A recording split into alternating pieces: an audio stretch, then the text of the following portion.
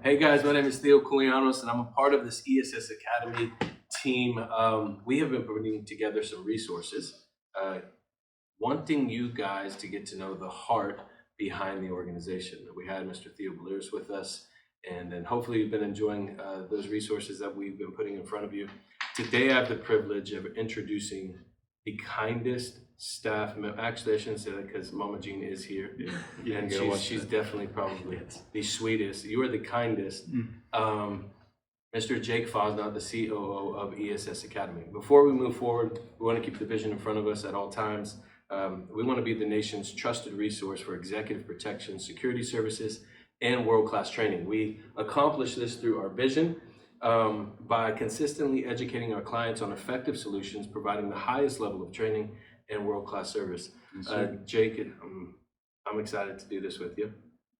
This is probably our fourth take because we've been having our earpieces jump out, and now we have a live studio audience behind us. Perfect.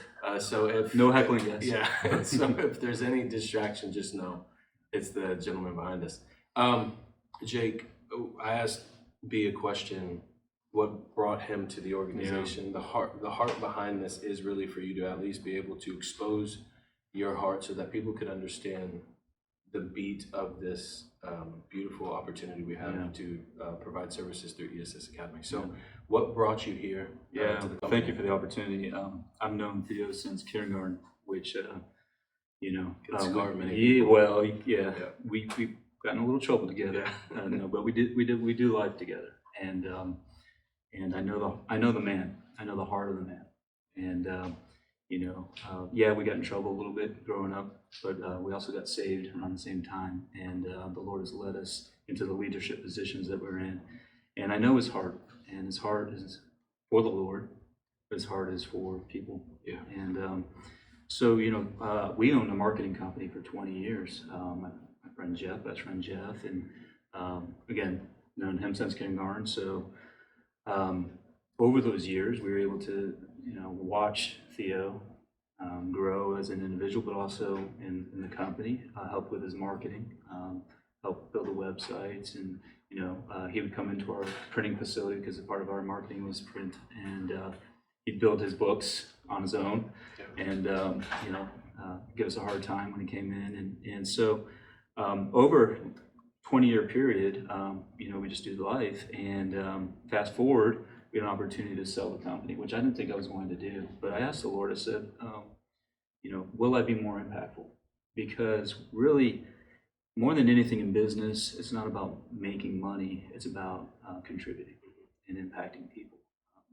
And specifically what we're in here at ESS, it's all about people, right? It's on the academy side, we're teaching, instructing, helping with career development, but on the services side as well.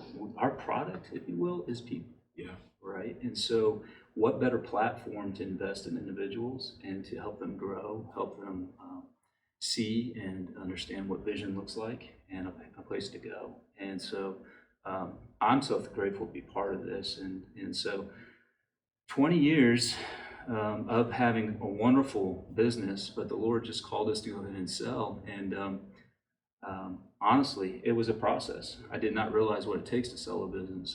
The business has to be transferable. It takes a long diligence process. And then we were in an earnout, which means if you hit certain numbers, you get paid even more. And long story short, we tripled the business once we sold, and it was a ride. And I can tell you it was one of the hardest things I've ever done because of the scale. We grew the business rapidly over time, but this was something else. And so once we were done, I really just wanted to put my butt in the sand. I just wanted to relax. I wanted to kind of check out. And the Lord said, no, once you slow down, you eventually stop. And we're not really called to retire. It's not even in the Bible. We all have a call. We all have a purpose, why we're here. And so I did two things. I sought the Lord on, what should I do for the ministry, part of a church here locally. And ministry and business actually really go hand in hand, they go together. They're the one. And so I split my time a little bit. And then I said, I reached out to Theo. I said, hey, what's going on? let me look under the hood. And so I think 6 months I just sowed time and invested in my best friend, my friend, and in the business, and said, it just of course drew me in. Theo has the ability of doing that. We can by do the that. way. Yeah, of course you can. And I could tell you, there's no greater joy than being able to just sow and then to see the fruit of it. And immediately we saw change. And it wasn't that it wasn't already good, is that we wanted to scale to reach more. That's the purpose. Again, finance is important. It's a tool. And yes, we're doing great financially. We're growing rapidly, but we're reaching people. Yeah. I think the thing that I love about what you said was you attached purpose in this company. Most people would look at an investment opportunity to acquire more wealth. Right. You didn't need that. So you're left at this place where you've recognized, wait, no, Lord, you've asked me to do something specifically, contribute to my local community through the church, but there's also a contribution that you're asking me to also be a part of in regards to both of those things being attached to purpose. It's pretty amazing to me to know that you're not sitting here just to sit here. You're sitting here because God has asked you to sit here, and you're sitting here because you're on assignment, which allows me to know that if I'm coming through the doors of an organization and people are here because there's purpose attached to them, then I know you're going to steward me differently than most companies would steward me. That's the wealthy place. That is where going to work isn't difficult. There's no toil involved. Yeah, we have challenges. I can tell you all sorts of things that we've had to overcome here. Just growth pains in general, but there's always attacks as well. Once you declare where you're going, life tends to want to challenge you on that, right away. And Theo in his class, he'll tell you, life doesn't stop when you're trying to make your life better. In fact, it probably comes at you harder, And so part of that is just really sitting, and we get the opportunity here. An environment has been created that we get to minister to men and women daily. 85% of our students are veterans. Their sacrifice is beyond what people really understand, right? And so they come into the civilian world, what now? And some have been out of the military for a long time, looking for, hope and a new path, and others are right out of the military, ready to go.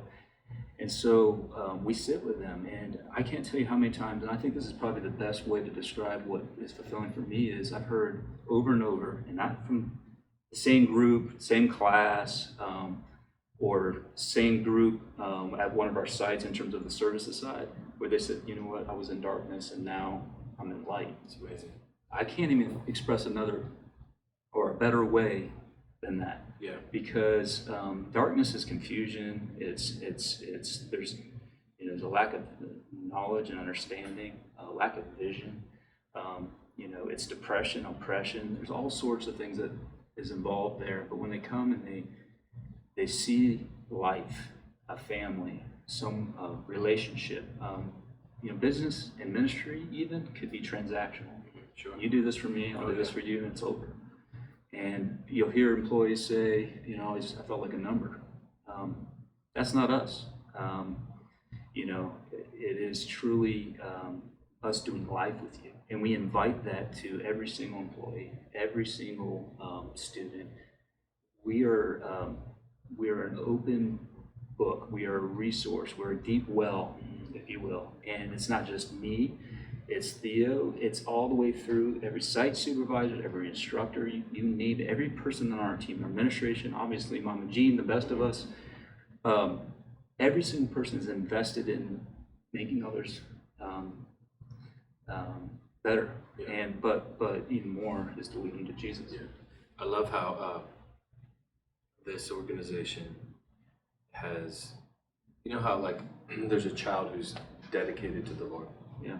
And so we've been given something by God, and then now we're left with the choice: do we claim ownership of this, or do we release it back to the one who gave it to us? Yeah. I love how we, and I say we because it is true, it is a family thing. I know Philby is my family, but what you guys have created within just the top tier of leadership, the family dynamic allows you to feel like you're part of something bigger than yourself.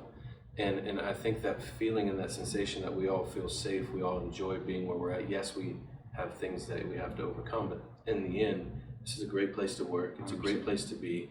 And I believe that that's because this place has been dedicated to the Lord. The presence of the Lord is here. And as long as you guys, and as long as we hold each other accountable to steward the ministry. When I say ministry, I mean, I know this is, but this is a ministry. To steward this unto the Lord. And we don't look at people any differently than the way the Lord looks at them. These are sons and daughters of God.